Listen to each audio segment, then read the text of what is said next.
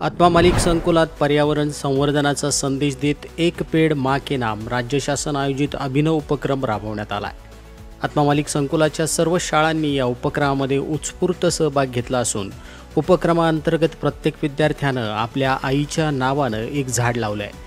आईच्या मायेची आठवण आणि पर्यावरण संरक्षणाचा संकल्प याची सुंदर सांगड घालणारा हा उपक्रम सर्वांच्या कौतुकास पात्र ठरला आहे। विशेष म्हणजे आत्मा मालिकच्या इंग्लिश मीडियमची निवासी शाळा आत्मा मालिक इंटिग्रेटेड मिलिटरी पॅटर्न स्कूलच्या विद्यार्थ्यांनी सुट्टीत घरी गेल्यानंतर आवर्जून एक पेड़ माँ के नाम हा उपक्रम राबवलाय।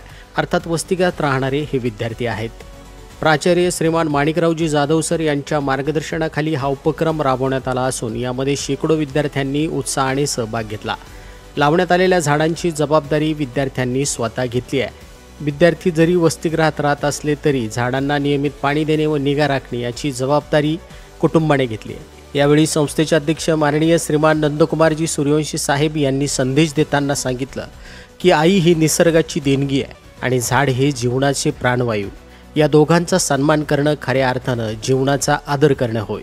या उपक्रमामुळे विद्यार्थ्यांमध्ये पर्यावरण संवर्धनाबद्दल जागृती वाढली असून शाळेचा परिसर देखील हिरवागार आणि जीवनदायी बनवण्याचा संकल्प करण्यात आला आहे। या कामी संकुलाचे सर्व प्राचार्य, त्यामध्ये प्राचार्य श्रीमान माणिकरावजी जाधव सर यांचं मार्गदर्शन लाभलं।